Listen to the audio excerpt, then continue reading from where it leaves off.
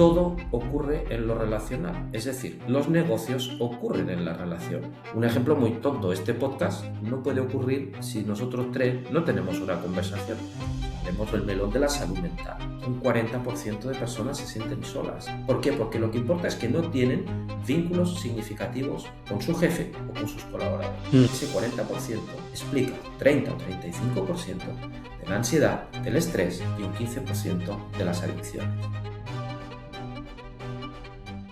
Bienvenidos a un nuevo episodio del podcast El futuro del trabajo, el podcast donde exploramos las tendencias en el mundo del trabajo y la gestión de personas en las organizaciones. Como sabéis muy bien los que escucháis este podcast, vivimos un momento en el que las organizaciones están inmersas en transformaciones profundas, que es inteligencia artificial, que es trabajo híbrido, equipos distribuidos y, paradójicamente, cuanto más tecnología incorporamos, más evidente se hace que lo que marca la diferencia sigue siendo profundamente humano, la capacidad de confiar y de cooperar. De eso vamos a hablar hoy. Tenemos con nosotros a Claudio Drapkin. Hola, Claudio. Hola, ¿qué tal? ¿Cómo estáis? Jordi y Santi.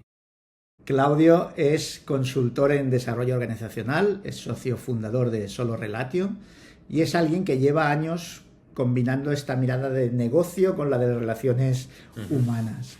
Hoy hemos invitado a Claudio coincidiendo con la publicación de su quinto libro, que es este de aquí, El otro lado de la efectividad, cómo confiar y cooperar en la vida profesional. Hola Claudio, bueno, bienvenido. Y antes que nada, bueno, también presentar a Santi García, mi socio, que está por ahí. Hola Santi. ¿Qué tal, Jordi? ¿Cómo estás? Bueno, pues Claudio, si quieres, para conocerte un poco mejor antes de entrar en materia, si nos puedes explicar un poco tu trayectoria, ¿no? Como alguien que estudió MBAs, negocios, etcétera, llega al mundo de la consultoría organizacional. Bueno, pues mira, os explico un poco la trayectoria y de alguna manera el libro y las ideas que nos convocan hoy aquí en el podcast tienen precisamente que ver con esa trayectoria. Mira, yo estudié entre el 85 y el 90, pues estudié en ESADE, hice la licenciatura y el MBA en aquella época y empecé a trabajar en la primera etapa de mi vida como en el ámbito financiero. Es decir, yo fui responsable financiero para una multinacional en el sur de Europa y norte de África, después de haber pasado un año haciendo inventarios como auditor en Coopers & Lybrand. Entonces, ese fue mi aterrizaje en el mundo profesional, ¿no? Un inicio hard. Sí, muy hard, sobre todo contando, ya sabes, las novatadas que hacían a los auditores, como contar helados a menos 40 grados con mocasines. O sea, esta parte la viví al principio. Después de 7 años empecé ya esta trayectoria con Solo Relatio, que ya el año que viene LinkedIn me informa muy puntualmente que vamos a cumplir 30 años ya. Caray. Y sí, muchísimo tiempo. Y todo nace de un lugar y es precisamente de mi final de mi etapa profesional. Porque explica muy bien el libro y explica muy bien la trayectoria.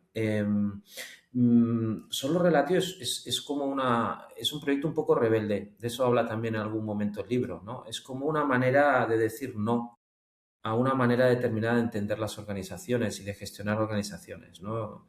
Mi salida de esa multinacional, tal como se gestionó, no fue la mejor y yo decidí internamente que esa no era la manera en la que yo quería que pasaran las cosas. Y ahí empecé a trabajar de manera muy inocente hace 30 años y poco a poco hemos ido construyendo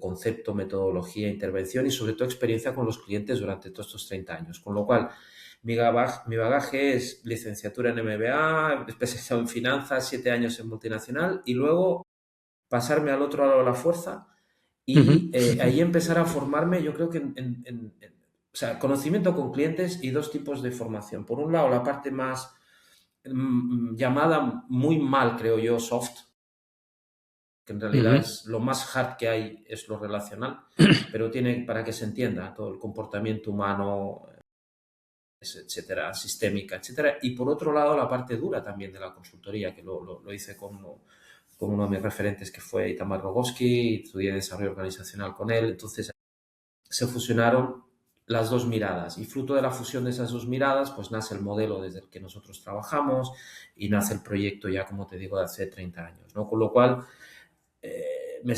soy un rebelde con causa, por decirlo así, ¿no? Es decir, con esta causa que lleva tanto tiempo moviéndose ahí, ¿no? Muy bien. Genial. Oye, pues si quieres entramos en harina, ¿no? Muy bien, muy Vamos a bien. hablar de cooperación. Tú hablas de el otro lado de la efectividad, ¿no? Como diciendo, Sí, hay otra posible mirada. sí, ¿Qué problema intenta resolver con este libro? Un poco aquello, el ultra resumen. sí. Mira, es arriesgado decir que un problema que podamos resolver. ¿Y sabes por qué, Jordi? Porque es un problema que tiene un siglo. Y de hecho sabemos la solución desde hace un siglo, pero no lo hemos podido resolver. Con lo cual, más que intentar resolver, intentamos intentar como empezar a trizar ciertas estructuras mentales, ¿no? Y digo que tiene un siglo porque esto en 1911 Taylor ya, ya lo dejó claro en los principios del management científico, que cogió la tarea, la dividió en partes, la midió, control, etcétera. Y, oye, el directivo diseña, el colaborador ejecuta y se controla y perfecto. Eso en el 1911, pero solo unos añitos después, entre el 24 y el 32, un señor llamado Elton Mayo, lo que mirando procesos en Western Electric se da cuenta de que, jolín, cuando miraban a se veían, se sentían reconocidos los trabajadores, había preocupación por ellos o la efectividad aumentaba, ¿no? Es decir, en los años 20-30 del siglo pasado teníamos el problema y teníamos la solución, pero no, seguimos ahí en ese tema, ¿no? Entonces, lo que busca el libro precisamente es quizá quedarnos con una idea, o sea, con dos ideas básicas, te diría yo. Una, todo ocurre en lo relacional, es decir, los negocios ocurren en la relación. Un ejemplo muy tonto, este podcast, que tiene un objetivo divulgativo, con poder, etcétera, no puede ocurrir si nosotros tres no tenemos una conversación. Cuando un director comercial busca conseguir objetivos y vende o motiva a su equipo, eso ocurre en lo relacional, ¿no? O sea, todo ocurre en lo relacional, con lo cual poner lo relacional en un ámbito que no se quiere abordar o se quiere abordar solo de palabra pero no de hecho, no es entender la realidad de las organizaciones.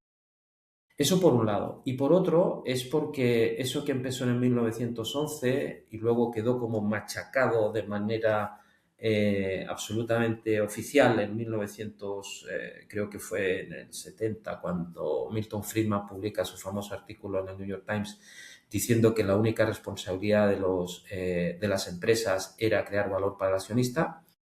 Un poquito más tarde dice, pero siempre cumpliendo la ley, por suerte, ¿no? Eso quedó claro ahí. Eso fue lo que yo aprendí en la escuela de negocios en la que me formé. Y esa es una manera de entender el éxito, que nos ha llevado a la luna, permite que nosotros tres estemos conversando en nuestros sitios diferentes y, por tanto, un desarrollo tecnológico y un bienestar brutal.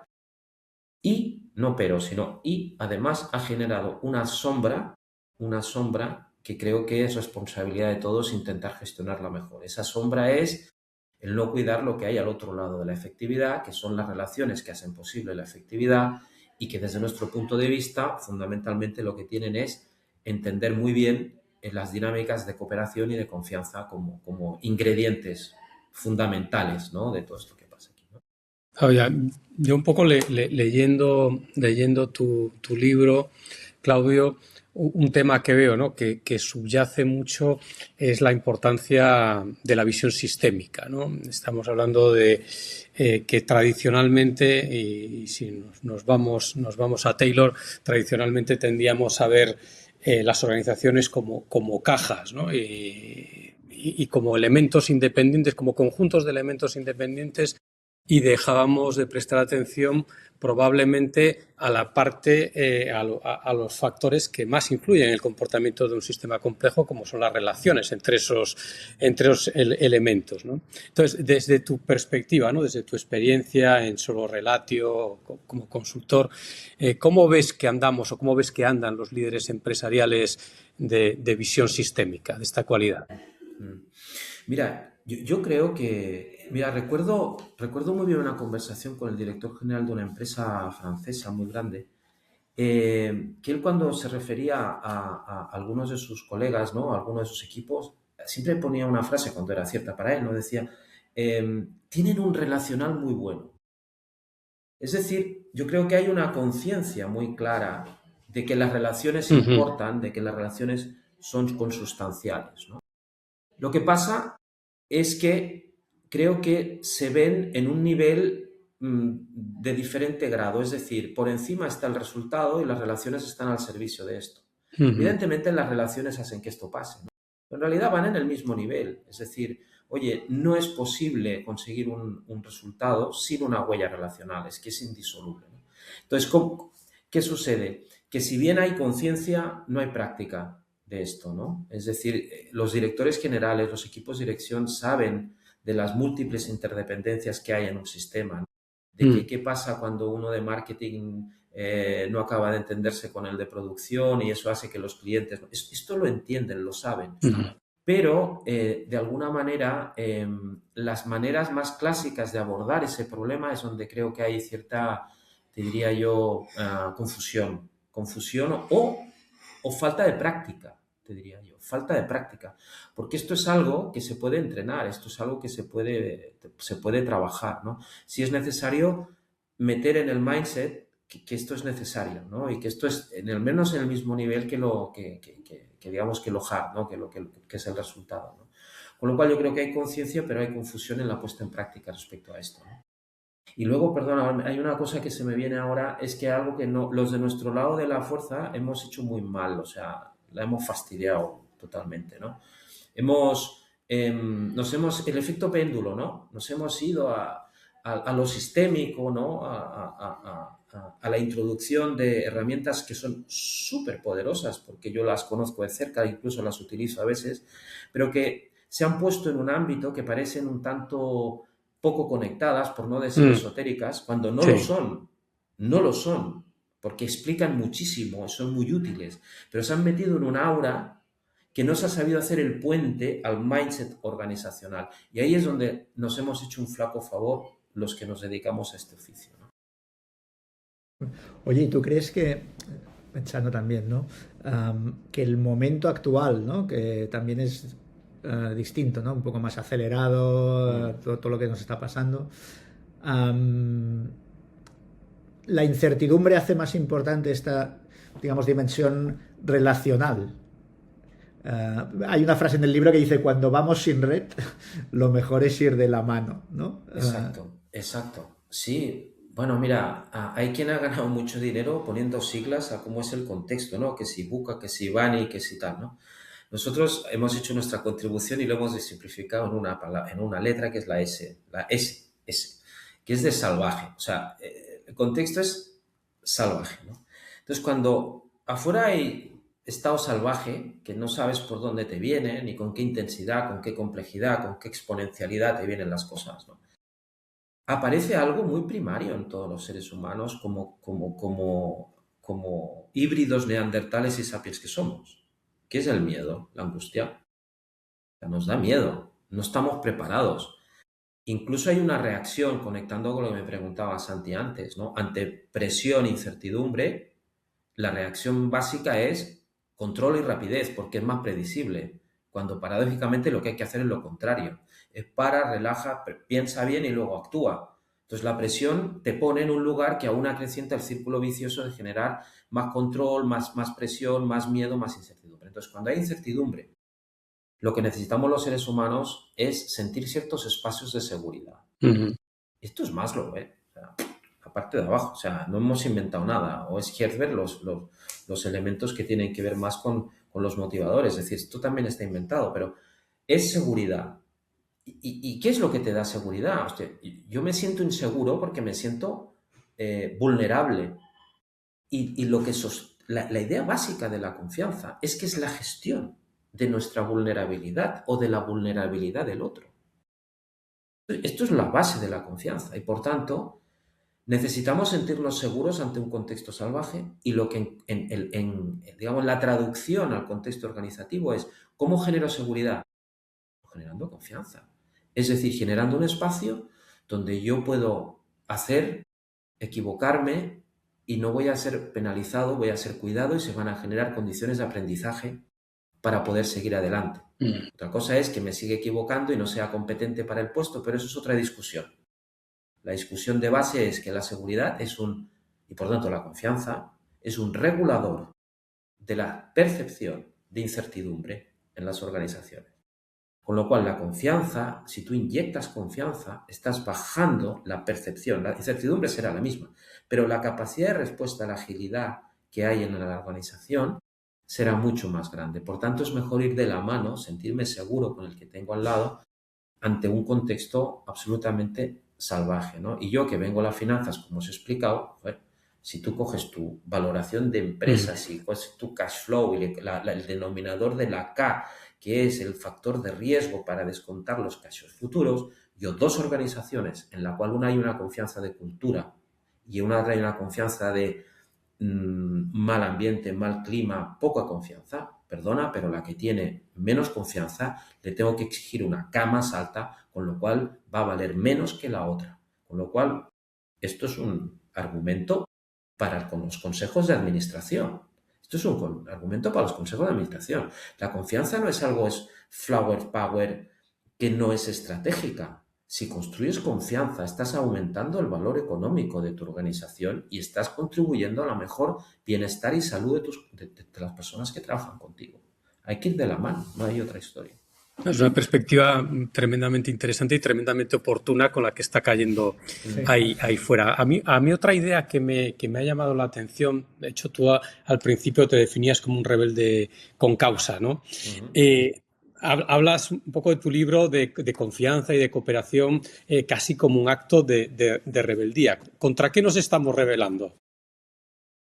Pues mira, pues nos estamos rebelando quizás contra el cortoplacismo que sacrifica la relación por el resultado inmediato. Nos estamos rebelando contra el incentivo contra que premia al individuo que por conseguir el resultado destroza un equipo. Nos estamos rebelando contra el cinismo de dar por hecho que el otro te va a fallar. O sea, nos estamos rebelando en realidad contra el hecho de creer que confiar y cooperar es de ingenuos. Esa es la rebeldía. La rebeldía es fijar una posición y decir, no, esto es, en términos entendibles por los comités de dirección, es estratégico. No es soft, es hard. Y si lo haces, si quieres, desde una perspectiva absolutamente de Milton Friedman, vas a acumular más, aunque en realidad lo que estás haciendo es generando más posibilidad de sostenerte en el tiempo, que desde nuestro modelo de trabajo es el verbo que hay que utilizar. O sea, organizaciones que acumulan tienen un perfil y organizaciones que quieren sobrevivir generando el nivel de ingresos y de cash flow necesario para retribuir el riesgo del accionista, desarrollarse y además cuidar a las personas, la semántica es otra. Yo no acumulo, sostengo, ¿no? Entonces, esto es lo que estructuralmente es la causa. Esto es lo que no hemos acabado de resolver en un siglo. Aunque los mensajes son brutales. O sea, hablemos del melón de la salud mental. Espectacular. Es decir, solo un dato. Participamos hace poco en un proyecto para medir la soledad no deseada en las organizaciones. Sí.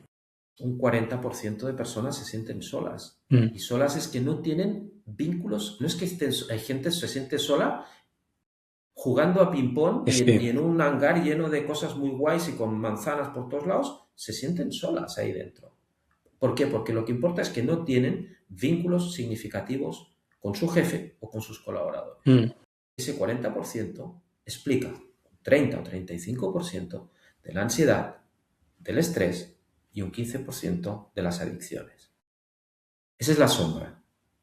Entonces, tiene chicha esto, ¿no? Esto no es naif, esto es una cosa de altísima responsabilidad directiva y estratégica, ¿no?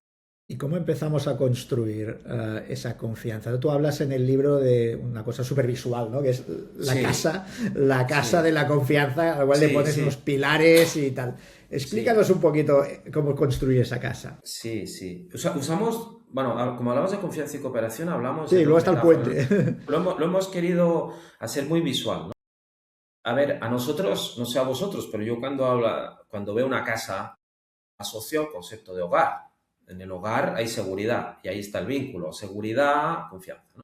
Entonces, esa casa se construye con 5 elementos básicos. El primero es, construye culturas, porque ya lo sabemos, ¿eh? Drucker ya lo dijo con su famosa historia, ¿no? O sea, el tema es la cultura, el tema es la tramoya que hay alrededor de la efectividad, lo que no se ve alrededor de la efectividad y que es la cultura, ¿no? Entonces, en esa cultura hay que introducir ciertos elementos. El primero, que todos tus colaboradores y sobre todo el equipo de dirección, empezando por el CEO, abro un paréntesis, perdona, es que me viene muy bien. Hace poco os escuché una magnífica podcast aquí con Desconsomos Stewart. Mm, Sí, sí, sí, sí. sí. Aplausos, aplausos, aplausos. Ellos están transformando una conversación que no voy a tratar ahora, que es la conversación con los consejos de administración. La gran conversación pendiente. Nos quedamos aquí. Pues en este equipo de dirección y el resto, primero, 3 preguntas. ¿Dicen la verdad? ¿Son sinceros? Segundo, ¿son competentes? Tercero, ¿son responsables con los acuerdos? Es decir, ¿cumplen los acuerdos que hacen? Si tú dices la verdad siempre, y decir la verdad siempre es decir, por ejemplo, oye, esto no te lo puedo explicar porque por política no es momento. Esto es ser sincero. Lo que pasa es que hay información que no toca compartir, pero eres sincero. Dos, ¿estás preparado para hacer aquello que se pide de ti? Porque si, claro, me llamáis a mí a un podcast para hablar de física cuántica, a los 3 minutos me tenéis que sacar con una patada en el trasero porque os daréis cuenta que no sé. Pues lo mismo para un CEO, para un director comercial o para un delegado o para un jefe de un equipo de mantenimiento. Exactamente lo mismo, ¿no? Y tercero, yo cuando digo a muerte con A. Es mi acuerdo contigo, que yo pondré A sobre la mesa. Y si no, lo renegocio. Y por tanto, el incumplimiento no lo dejo en el aire, sino hago cosas para regular eso. Sobre esos 3 elementos que son, digamos, lo que nosotros llamamos el techo de la casa, hay 2 pilares que lo sostienen. El primero es la reciprocidad. Esto es fundamental. Es decir, sentir que lo que yo doy tiene compensación. Y esto hace una reflexión potente. Es decir, ya supongo que todo el mundo tiene claro que el tema ya no es, bueno, todo el mundo lo tiene claro. Horas por salario. Mm, Este es el básico. Joder, pero si yo quiero poner mis ideas, mi creatividad, lo que tú me pides que innove, ese creativo y tal, ¿tú qué me das a cambio? ¿Me das proyecto? ¿Me das sentido? ¿Me das consistencia? O sea, se produce un intercambio de reciprocidades que si no está en equilibrio, ¿yo por qué tengo que confiar si no estoy en equilibrio? De hecho, históricamente, y esto está en el libro también, de base venimos, de base digo genética, no genética, sino cultural y de base incluso, no sé, esto está en Atapuerca, ¿no? Mm, Nacho Martínez Mendizábal, que es que tuvo la amabilidad de prologar el libro, me lo explicó. Es decir, de base hay vestigios de que nosotros cooperábamos y confiábamos hace sí, muchísimos sí. años. Ya veníamos preparados. ¿Qué pasa? Que hay 2 cosas que cercenan el impulso de la confianza y la cooperación. La primera es que nos damos cuenta a medida que vamos creciendo que no hay reciprocidad, que yo doy, pero no me dan a cambio. Esa es la primera. Y la otra es nuestra vivencia en la autoridad. Que sí, que la vivimos en casa con las figuras parentales, pero luego ¿qué pasa en la organización? ¿No? El cómo vivimos la autoridad, si es un autoritarismo, pues oye, ¿qué voy a confiar yo si aquí lo que me piden de mí es que obedezca y tal y cual? Entonces, reciprocidad. Y el otro pilar es un pilar que en plan broma nosotros decimos, oye, es el comodín de la llamada que esperemos nunca tenemos que utilizar. Y es lo que es la capacidad de perdón o de perdonar. Y ujú. esto que dice usted que me habla, perdón en la organización, oye, pues oye, hay un tema. Es decir, si yo trabajo contigo, Santi, y estamos en un contexto donde tú y yo por narices nos necesitamos para trabajar, y yo en un momento hago algo que falto a la confianza y te genero un impacto negativo en ti, esto es de párvulos, pero es que lo hemos olvidado. Lo primero es decirte, Santi, lo siento, lo que he hecho sé que te ha generado un impacto. Sorry. ¿Qué pasa? Que como es el comodín de la llamada, tiene éxito al 100%, porque Santi tiene dos opciones. Pasar la página y adelante, o con toda legitimidad decirme, mira, Claudio, me lo has hecho 200.000 veces y va a hacer que no. Y ahí se genera un conflicto y ahí es cuando el tema se complica. Con lo cual, sinceridad, competencia, responsabilidad, reciprocidad y capacidad de perdón o perdonar. Si tú haces eso, la vulnerabilidad, la sensación de vulnerabilidad baja y me siento cuidado en el espacio y me siento seguro. Oye, una pregunta, Claudio, una pregunta que me imagino que se plantearán muchos directivos, ¿no? Cuando les habláis de confianza y de cooperación. ¿La confianza se puede medir de alguna manera? Mira, nosotros en nuestro modelo lo medimos, o sea, lo medimos de manera cualitativa, es decir, medir, se puede observar en conductas, es decir, tú puedes ver si una persona representa lo que acabo de explicar de la casa o no, ¿no? ¿Se puede medir? Pues bueno, mira, en encuestas de clima se pregunta qué grado de confianza hay aquí, ¿no? Son indicadores, ¿no? Con lo cual sí. Ahora, todas las encuestas, muchas veces entramos a trabajar después de una encuesta de clima. Es decir, cuando salen todos los rojos, pues que vengan que alguien lo arregle, que alguien lo arregle. Exacto. Una de las bromas que hacemos nosotros es que en realidad en Solo Relativo no somos consultores, somos fontaneros relacionales, porque nos metemos a arreglar tuberías por ahí que están escondidas, ¿no? Entonces, pues, si tú tienes un indicador, porque te han hecho la pregunta, ¿no? De que si hay confianza o no hay confianza, ¿no? O si la gente, por ejemplo, una pregunta que siempre sale mal es, ¿en mi organización se regulan los incumplimientos? Siempre sale mal. Es decir, no hay consecuencias cuando yo no soy responsable. Eso se puede medir con una pregunta, luego y ver qué sucede, ¿no? Es decir, si tú sabes esto, hay indicadores donde tú puedes saber, este equipo confía, este equipo no confía. Eso está claro, ¿no? Se puede, desde ahí se puede. Más, Claudio, aparte digamos, a nivel de organización, ¿hay personas con más tendencia a confiar que otras? Sí. Porque claro, la historia personal, ¿no? Sí.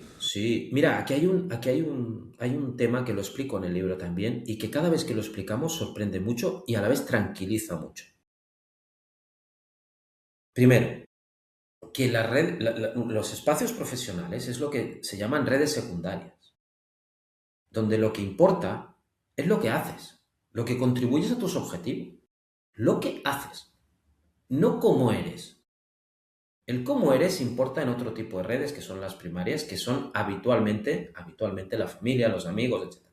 En una organización, el orden de las cosas es, hay un objetivo, una estrategia, hay una estructura y hay unas relaciones. Entonces, aquí abajo es donde lo que importa es esto, es decir, importa fundamentalmente lo que hago, ¿no? Entonces, desde ahí es donde tenemos que trabajar por asegurarnos que la conducta es la adecuada. Que la manera de ser afecta a la conducta, es evidente. Pero tú no te puedes quedar dando vueltas en la idea, y esto seguramente lo habéis oído muchas veces, es que fulanito es así, es que el carácter, es que no lo vamos a cambiar. Bueno, eso sirve para tomarse un gin tónico o un café en la cafetería, pero cuando estás en el espacio de trabajo es igual, lo que te importa es el punto de la conducta, ¿no? Oye, pasemos, si te parece, al segundo gran tema, ¿no? Del libro. Hablas de confianza, pero también hablas mucho de cooperación. Y aquí, lo mismo que cuando hablas de confianza, hablas de la casa de la confianza, aquí hablas del puente de la cooperación. ¿Nos podrías explicar un poquito esta metáfora? Sí. Sí, perdona, que me he dejado antes en la pregunta que me hacía Jordi. Sí. ¿Depende de la historia? Claro. Sí, depende. Pero tú aparte como manager, escucharlo y sostenerlo, poca cosa puedes hacer. Claro. Tú lo único que puedes hacer es crear condiciones para que la gente confía. No hay el botón de confía, placa, no. Tú creas condiciones. Y aquí hay una cosa que no es mía, es un colega que quiero muchísimo, que seguramente conocéis, que es Jordi Garriga, que él la aplica al tema del compromiso. Y yo lo aplico a todas estas cosas. Y digo, oye, ¿tú eres digno de la confianza de tu gente o no? Esa es la pregunta interesante, ¿no? Luego crea condiciones para eso. Disculpa, que me había dejado responderte Sí, esto. sí, sí. Cooperación, puente. ¿Por qué un puente y no una casa? A nosotros el puente nos da la sensación de conexión, ¿no? De conexión y de posibilidad de ir a otro lugar, de pasar a otro sitio, ¿no? Porque si la base es la seguridad, que la construimos con confianza, en un entorno ese de salvaje, tenemos que sentir que es posible que pasen cosas. Es decir, no podemos entrar en el bucle de la imposibilidad, de que, oye, no puedo conseguir los objetivos, no puedo conseguir el proyecto, no puedo reducir los costes, no puedo lanzar Ujú. esto. Hay que crear condiciones para ver qué es posible. ¿Y cómo se crea esa posibilidad? Esperando. Entonces, al reflejarlo con un puente, es como que las dos orillas que une ese puente empiezan a cooperar. Entonces, qué es cooperar? Yo coopero, me da posibilidad. Entonces, nos gusta huir un poquito de la definición del libro de aeropuerto, ¿no? Cuando le preguntas a alguien, ¿qué es cooperar? Trabajar juntos para conseguir un objetivo compartido. Digo, sí, vale, de acuerdo. Pero eso es la consecuencia de algo, que es realmente lo que es cooperar. Y esto que voy a decir ahora no es mío, es otra persona que sigo muchísimo, que es muy bueno, que es Yves Morier, que es un socio director de Boston Consulting Group, que tiene un libro Ujú. fantástico que se llama Six Simple Rules. Y él dice que cooperar, y esto lo compramos absolutamente, es cuando una persona coopera, está haciendo algo activamente para ayudar a otro a conseguir sus retos. Y aparece la reciprocidad otra vez. Y el otro hace lo mismo por ti.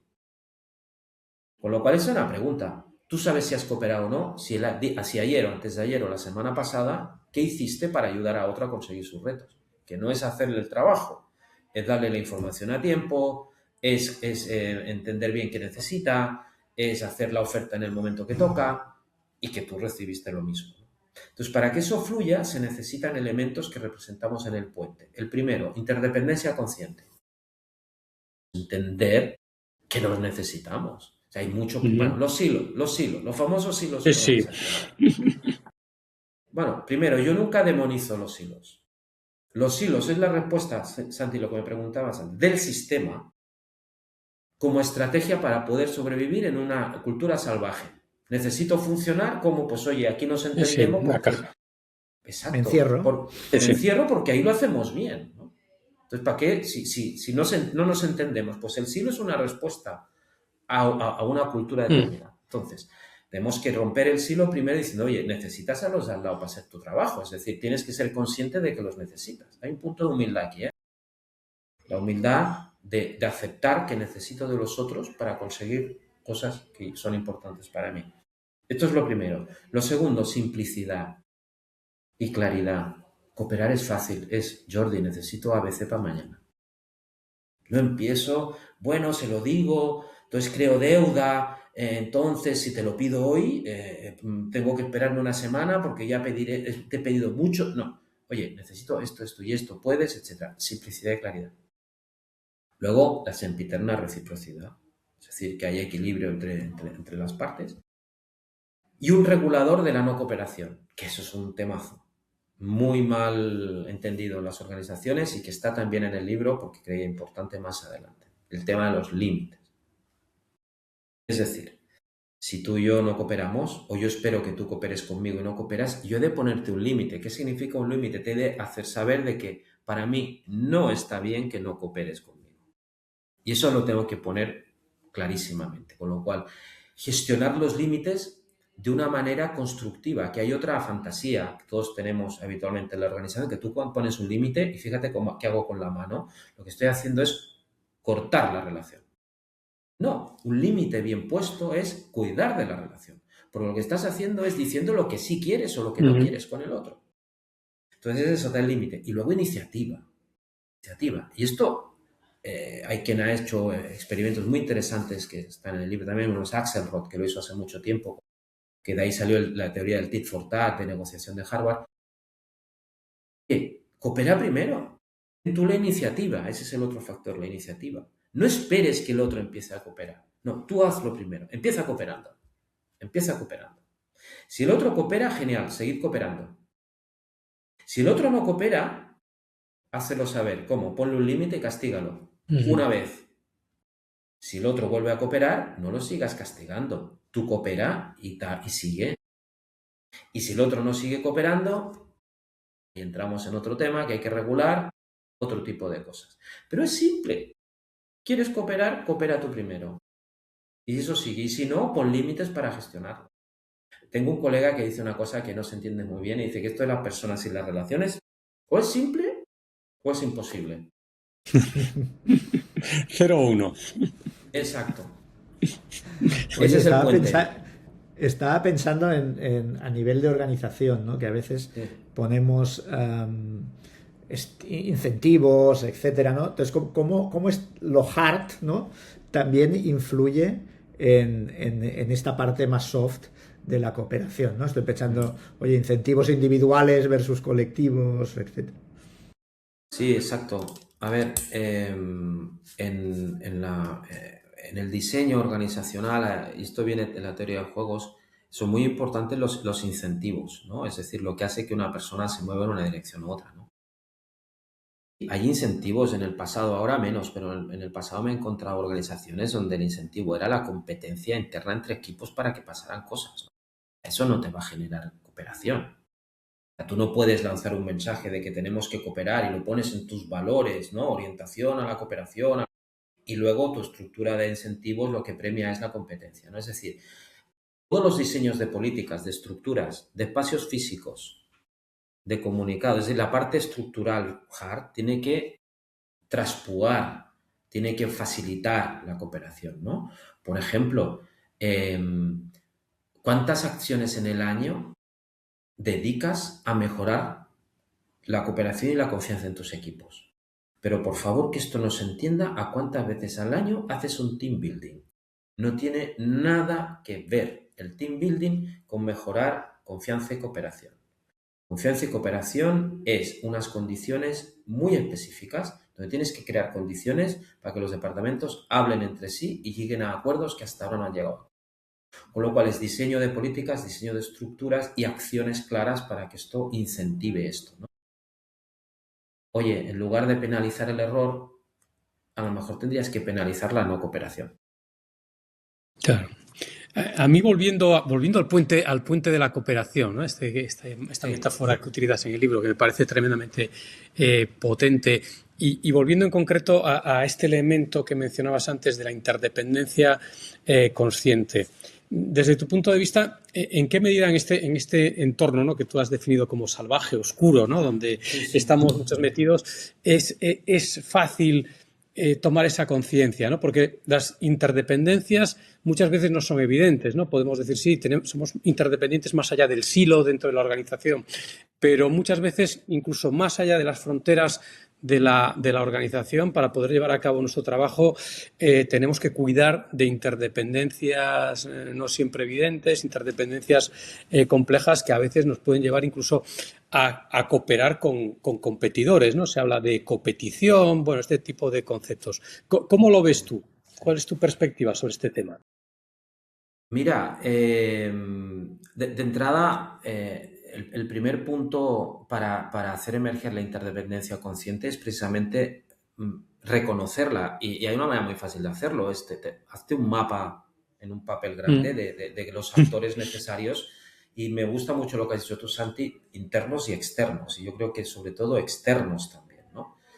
Y ver en qué medida de otros puedes coger conocimiento, puedes con experiencia, y ver cómo puedes montar una relación recíproca y equilibrada, ¿no? Entonces, el tema de la cooperación entre competidores es un tema también en el límite súper, súper, súper interesante, ¿no? Nosotros tenemos una experiencia de eso muy bonita. Hicimos un libro que se llama Total Value Management, que lo escribimos entre 24 consultores, la mayoría de nosotros, competidores entre nosotros y unos referentes técnicos que escribieron, Xavier Marcet, Sí. Andreu Deyes, etc., ¿no? ¿Qué hicimos ahí? Damos condiciones para que haya cooperación. Esto es muy importante. venimos preparados de base para cooperar. Se nos ha olvidado cooperar porque hemos vivido no reciprocidad y falta de autoridad sana. Esto nos ha cercenado el recuerdo de la cooperación. Ese recuerdo no se activa simplemente diciendo coopera, coopera, que bueno para ti. No, has de crear condiciones. Entonces, ¿qué condiciones creamos entre competidores para que esto funcione? Mira, voy a ser muy franco.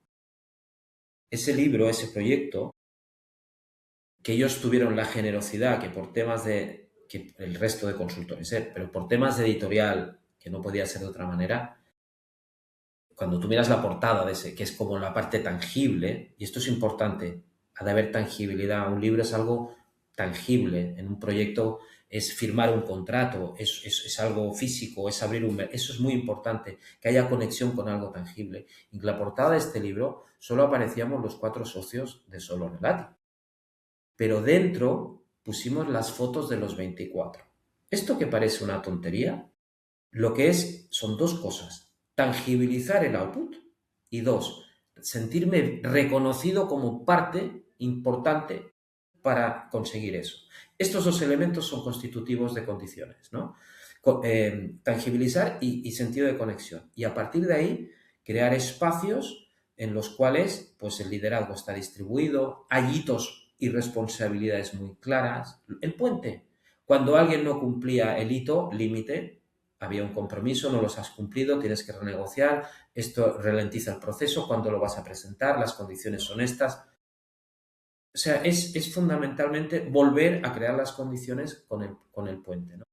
Pero el elemento detonante es, date cuenta, mapea que eres interdependiente sí o sí para hacer lo que para ti tiene sentido, ¿no?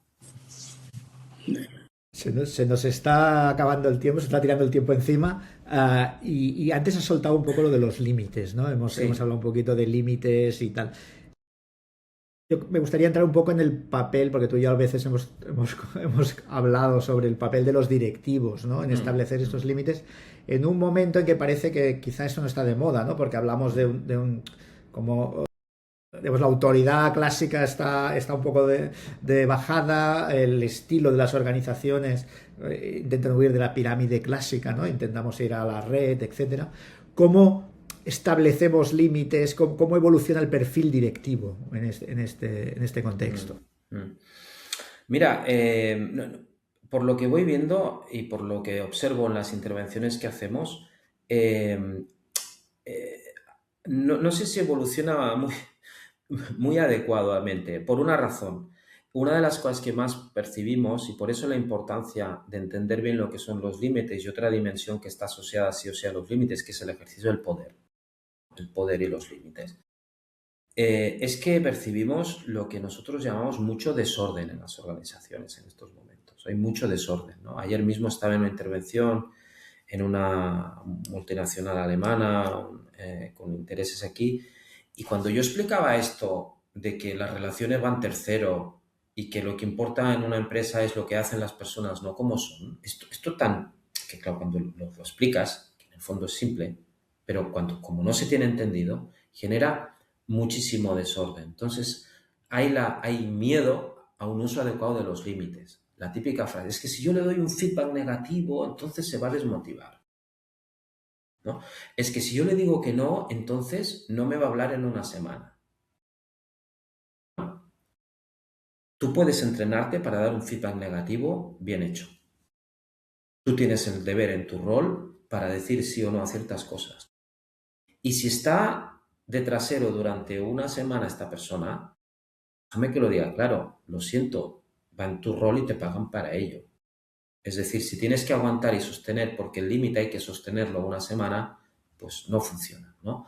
Entonces, en la evolución directiva, yo creo que es necesario restaurar la importancia del uso sano del poder y la necesaria aplicación de los límites, porque nos encontramos muchas disfunciones, muchas triangulaciones, muchos abusos que tienen que ver simplemente con una falta de orden, Y yo me descubro realmente a veces preocupado, ¿no? Porque con las derivas ideológicas que hay en estos momentos en el mundo, hablar que lo importante es el orden. Te digo, ostras, a ver cómo se entiende esto, ¿no? Pero es como, poner las cosas en su sitio, ¿no? Y poner las cosas en su sitio requiere una determinada energía y una determinada claridad respecto a las cosas. Pero la confianza y la cooperación requieren sí o sí influir de manera positiva en los sistemas para que haya confianza, cooperación adecuada y regularla con límites sanos, ¿no? Con lo cual esto yo creo que es una reflexión muy interesante. De hecho, hace unos días hice un taller con 8 directores generales que se llamaba precisamente esto, sí, se llamaba Poder y Límites, porque lo que buscábamos era una reflexión que les sorprendió muchísimo ciertas cosas muy básicas.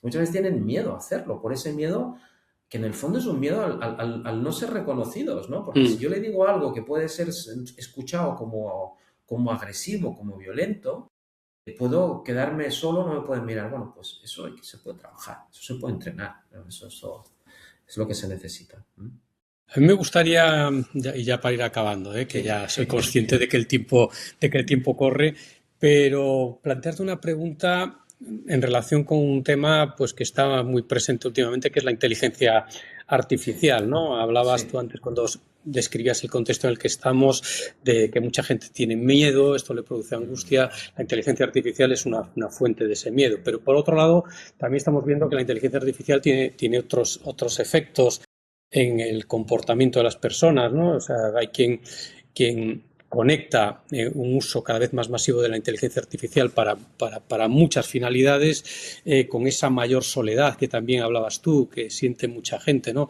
Hay quien habla incluso de que la IA está provocando un desierto relacional, porque al Mm, final ya no nos relacionamos con personas, sino que nos mm, relacionamos con máquinas para cosas para las que antes necesitábamos relacionarnos con personas, y ahora ya no es tanto así, ¿no? Además, bueno, pues también se habla de que, claro, las características de esas relaciones, digamos que nos malacostumbran para cuando nos tenemos que relacionar con personas reales, ¿no? Porque la inteligencia artificial, bueno, pues en general es muy complaciente, no hay conflicto, no nos lleva a la contraria.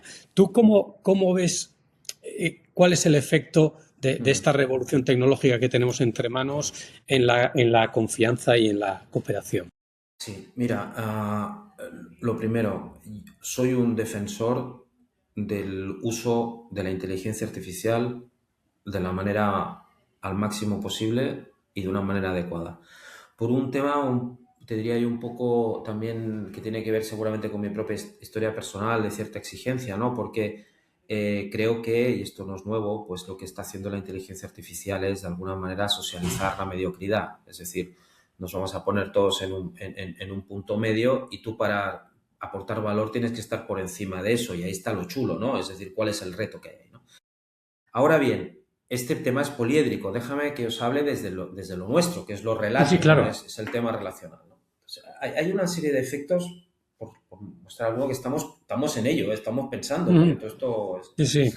Mira, el primero así más claro es y que le hemos puesto nombre, y es relación artificial. La inteligencia artificial puede llevar a una relación artificial.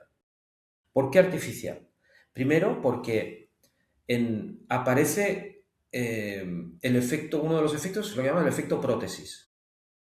Es decir, un directivo que no sabe hacer un feedback, le pide a Claude, a ChatGPT, hazme un feedback y tal, lo hace de coña, se lo aprende de memoria o lamentablemente lo coge y se lo lee, que ya sería desastroso, ¿no? Pero al menos lo prepara y lo hace, ¿no? Y se pone la prótesis de que lo hace perfecto cuando en realidad no es él, es la inteligencia artificial.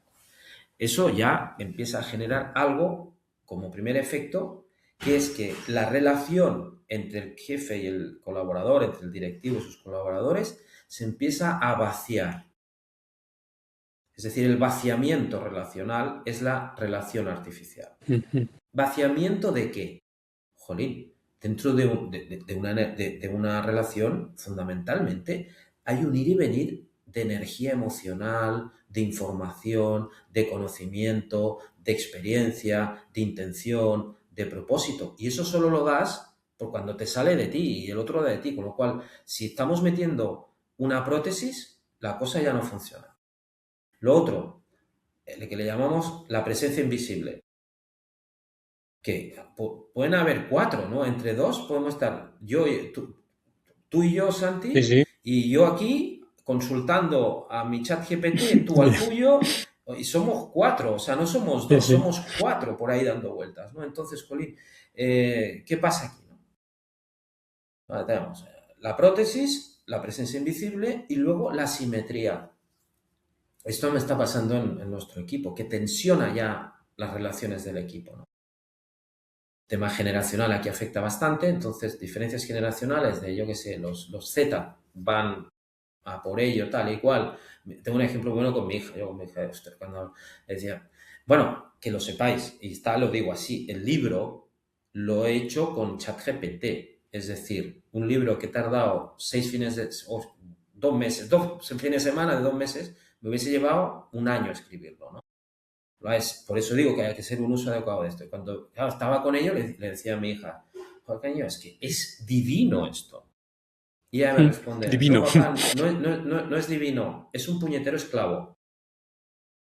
Interesante esto, ¿no? Es decir, cómo Sí. nosotros vemos una metáfora y utilizando. Entonces, esto genera una disfunción. Gente que de más edad va a ir quizá más lenta en la adopción. Eso genera una asimetría tensional y a la vez genera otro clásico que ya está estudiado, pues que los seniors tienen más criterio, van a distanciarse más, con lo cual se provoca una doble asimetría ahí claramente, ¿no?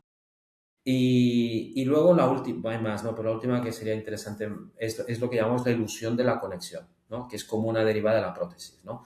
Es decir, qué chulo que funciona esto y tal, pero en realidad lo que hay ahí es una aceleración que no es tuya, que no es auténtica, con lo cual el vaciamiento de la relación como relación artificial tiene que ver con impostura, ¿no? Y tiene muchos efectos, pero te digo uno, volviendo al nulo de la confianza y la Sí. cooperación, en momentos salvajes, COVID, que lo que salvó el sistema fue el recuperar la calidad relacional de confiar y cooperar a tope en el sistema sanitario para resolver problemas que previamente nadie hubiese imaginado la resolución. Si nos vamos vaciando en la relación y vamos montando nodos cada vez más separados y empoderados por la relación artificial, cuando venga el COVID-524 y necesitemos estar juntos, aquí en medio no habrá nada. Con lo cual se penaliza a largo plazo la calidad relacional si no la atendemos. Si no la atendemos. Es decir, es algo que hay que anticipar para poder darles salida adecuada. Muy bien. Pues ya nos has dado un motivo para atenderla más a la calidad relacional. Exactamente. Muy bien, Claudio. Ahora sí que ya estamos fuera, pero sí que me gustaría que haya la última frase, ¿no? Porque mucha gente de la que nos escucha son responsables o están trabajando en recursos humanos, en gestión de personas o son directivos de empresa. Si tuvieras que escoger una sola cosa para construir confianza y cooperación esta semana, ¿por dónde empiezan? Aparte de llamaros, claro. O de leerse tu libro. Vale, la próxima reunión que tengas con un colaborador, cuando salga por la puerta, hazte 2 preguntas. ¿Se va más tranquilo después de la conversación? ¿Le ha ayudado a conseguir sus retos? ¿O se va más intranquilo y tiene más dificultades para conseguirlo? Simplemente hazte estas 2 preguntas después de la próxima reunión que tengas. Bueno, pues cierre perfecto. Espero que te vayas tranquilo de nuestra entrevista, Claudio. Sí, súper contento, ilusionado y agradecido que me hayáis invitado aquí. Muy bien, pues hasta aquí la entrevista. Recomendar, por supuesto, el libro El otro lado de la efectividad, cómo confiar y cooperar en la vida profesional, de la editorial Profit, y seguir a Claudio para cualquier cosa. Pues hasta la próxima, Santi. Hasta luego. Hasta luego. Muchísimas gracias, Claudio. Adiós, Santi. Adiós, Jordi. Cuidaros. Un podcast de Future for Work Institute.